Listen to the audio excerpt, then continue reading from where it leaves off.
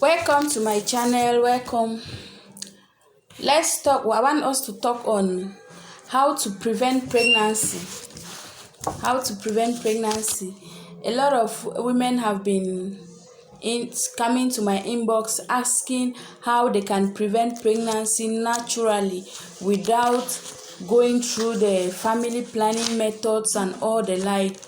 They want to do it the natural way. So I want us to talk on how you can prevent pregnancy naturally. Okay, so the first thing we need to understand is preventing pregnancy naturally. You need to know your cycle. You need to know your cycle. You need to understand your menstrual cycle.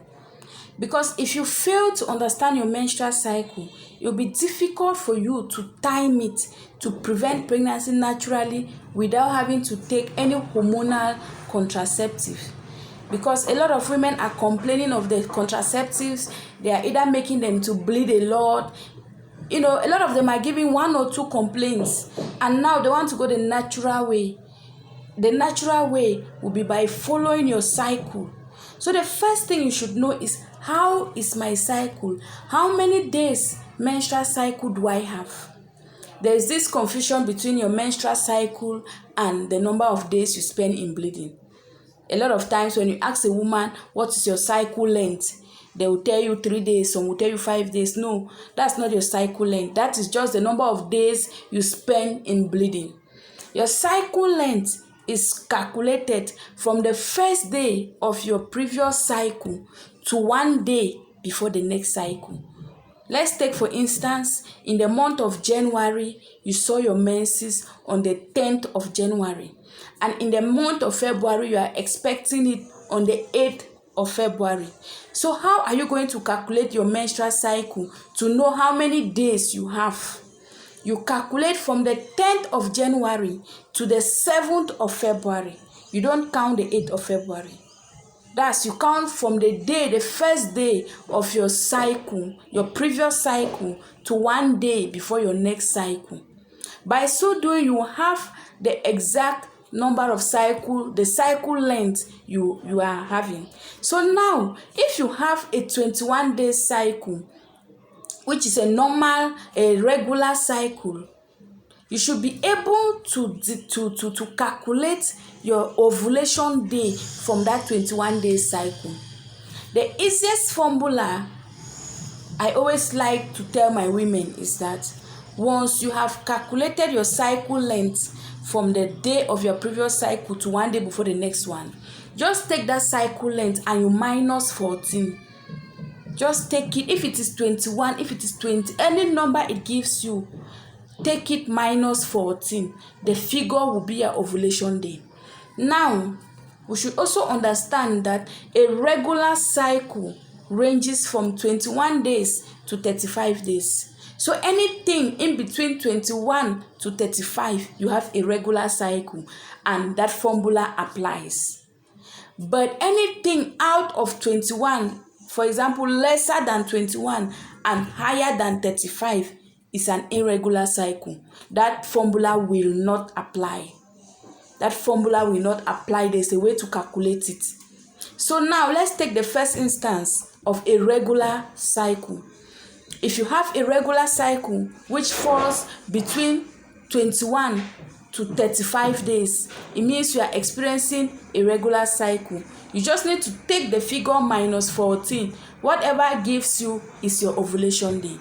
Now you go to your calendar. As a woman, it's always advisable to have your small calendar. You can use the one in your phone, or some like using the paper type. Go to your calendar. You start counting from the 10th of January that I saw my menses, and it has come again on the 8th. And now it shows that I have for example, a 28-day cycle. Let's just take an instance, or a 30-day cycle, and I've minus 14. It gives me 16. Let's take an instance. You have a 30-day cycle, you have minus 14, it gives you 16. It means on day 16 will be your ovulation. You now start counting from the 8th of that February, which is day 1, right up to day 16. Right up to day 16, you now know that, okay, on this date, you tick it, you circle it. This date is going to be my ovulation day. And you know that the sperm cell takes 3 to 5 days to live in the female reproductive system. It takes 3 to 5 days, meaning you have a fertile window of 3 to 5 days. So if that day 16, the date was, for example, the 20th of that month, you backdate 20th, 19, 18, 17 to say 5 days. You know that this is my fertile window. My fertile window will begin from day 15 to day 20, and from the 15th to the 20th, and you add 2 days ahead, because we know that the egg cell lives just for 12 to 24 hours.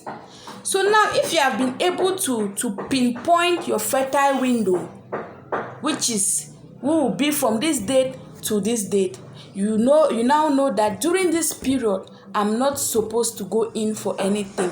During this period, I'm supposed to either abstain or I use protection. For me to be able not to get pregnant, I should abstain during this fertile window. So we see that the first thing that would determine you being successful in this cycle method is your menstrual cycle length. If you know your menstrual cycle length, you'll be able to prevent pregnancy naturally. Now, in the situation where you have an irregular cycle, lesser than 21 or higher than 35, what do? In this situation, you should be able to keep track of your cycle for the past 6 months. Keep track for 6 months. Each cycle you count how many days you had in that cycle, you record it. Each one you count how many days you had, you record it. If at the end of the day, your range, it shows that the shortest length you had there was 21, or the shortest length you had there was 30, or the shortest length you had there was 40.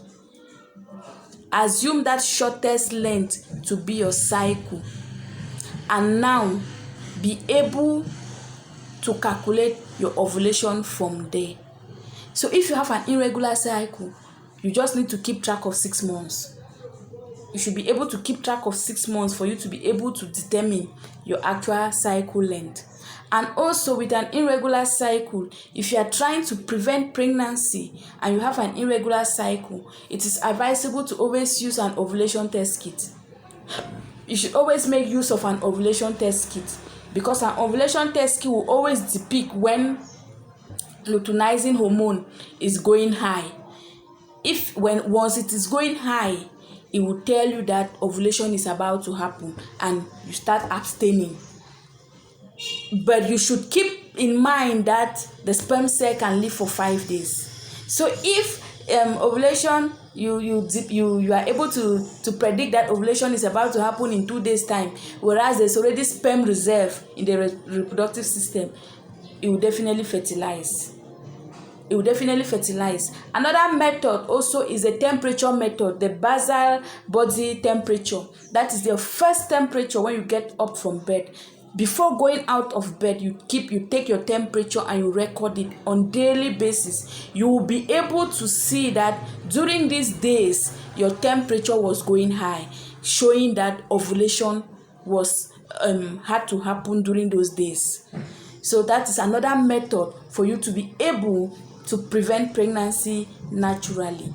So if you have any worries, if you have any questions, don't forget to come to the comment section and leave all your worries. I'll be there to answer all your questions. And also remember to subscribe and like this video so that you'll always be notified each time I post new videos. In this channel, I speak a lot about conception, preconception, anything concerning pregnancy.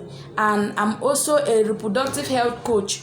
I can follow you up If you want to get pregnant, I can follow you up. You can come to my inbox and I'll be ready to work with you through the process. Thank you.